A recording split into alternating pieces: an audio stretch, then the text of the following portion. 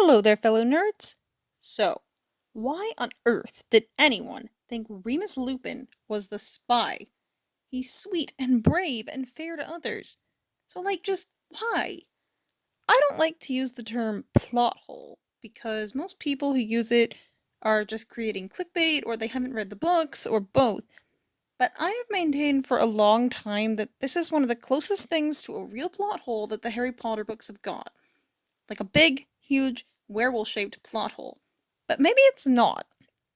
Okay, let's recap. James Potter wants to make Sirius Black the secret keeper when he and Lily go into hiding. Originally, all the Marauders know the secret keeper is going to be Sirius Black. Then at the last minute, the Potters and Sirius decide it would be better to use Peter Pettigrew because Sirius thinks it's a good bluff. Voldemort will assume it's Sirius because he's James's best friend. So they change the plan and make Pettigrew secret keeper without telling Remus Lupin. And when the story all comes out at the end of The Prisoner of Azkaban, Sirius and Lupin talk pretty casually about the fact that Sirius, Lily, and James suspected Lupin of being the spy, and that's why they didn't tell Lupin they changed the plan. Lupin doesn't ask Sirius to explain why. He forgives Sirius easily, and it slips by readers initially, I think, because Lupin has just spent 12.5 years believing that Sirius was a traitor and a mass murderer. Each is sorry for suspecting the other. And no, I'm not saying Lupin shouldn't or wouldn't forgive Sirius.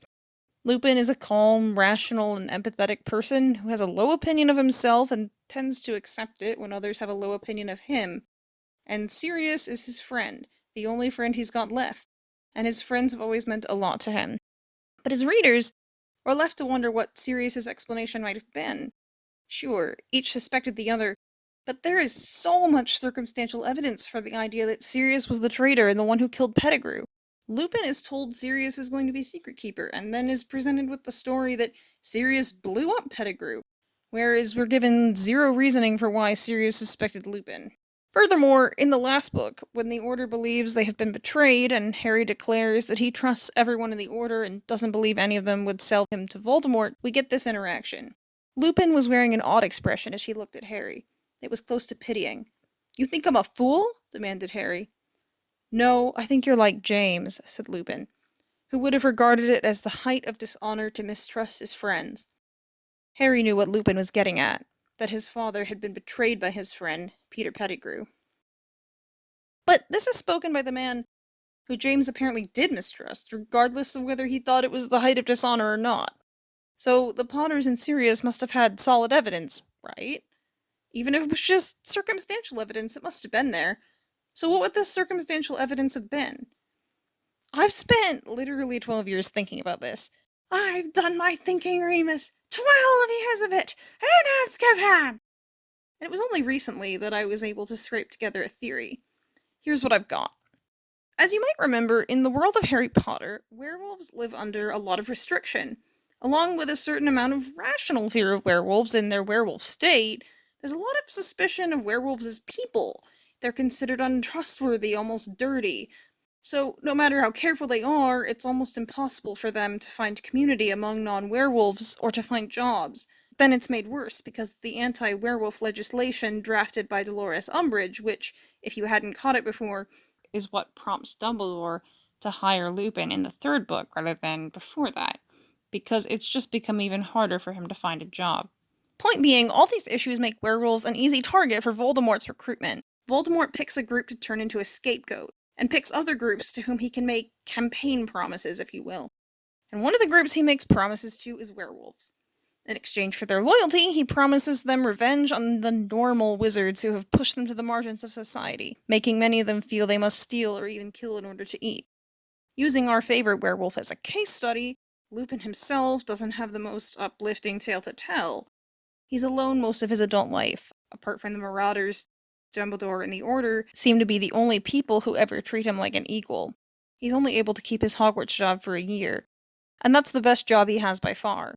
According to his Wizarding World bio, when Dumbledore recruits him, he's just spent 12 years living in shacks, moving constantly from one bad-paying job to the next, never allowing himself to get close to anyone, for fear they'll suspect him. If you take Lupin's story and assume that most werewolves who try to live with wizards have experiences that bad or worse, you can understand why so many werewolves join Voldemort.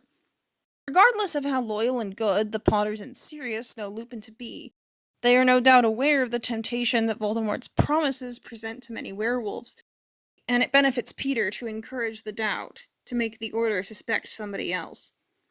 Now, I've seen a lot of people online claim that James never stops trusting Lupin, that it's all Sirius.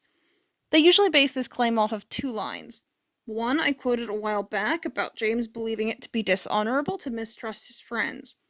Plus the bit in Prisoner of Azkaban when Pettigrew says to Lupin, "Wouldn't Sirius have told you they changed the plan?" And Lupin says, "Not if he thought I was the spy." I'll grant you that these lines do kind of make it sound like it was only Sirius who thought Lupin was the spy, but you have to take lines in their whole context and interpret them based on what you know about the characters. James would feel horrible about it, but he has to at least play along and think through who might have the most motivation to turn traitor, even if he does not want to think it possible. And once his mind goes that far, during a war where he's fighting former classmates and where Sirius's own brother is a Death Eater, well, it's going to be hard not to wonder. The paranoia of what has essentially become a civil war is going to take a toll on even the most trusting person's mind. This is why I don't think the mistrust of Lupin was all Sirius.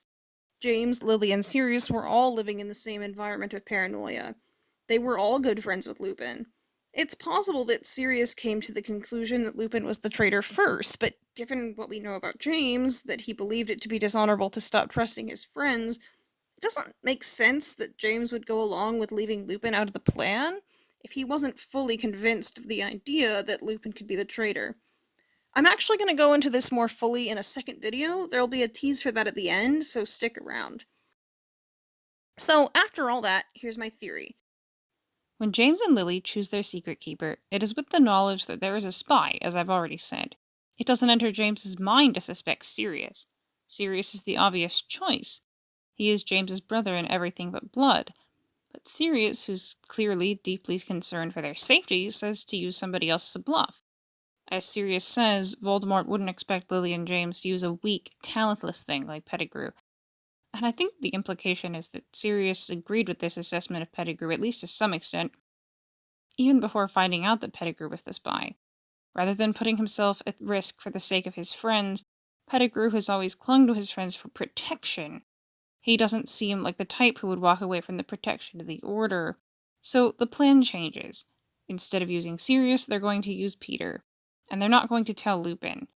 Now, why do they suspect Lupin? He has always been their friend too. He's not weak or cowardly.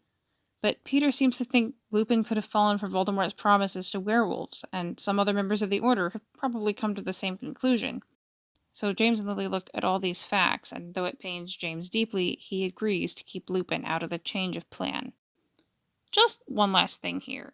While looking online to see other theories and discussions of why the Potters and Sirius suspected Lupin of being the spy, I came across a video by the channel Harry Potter Folklore called Why the Potters Thought Remus Lupin Was Their Traitor. It lays out more or less the same theory I've proposed here, but it also includes some assertions that I totally disagree with that I think there's no evidence for in the books.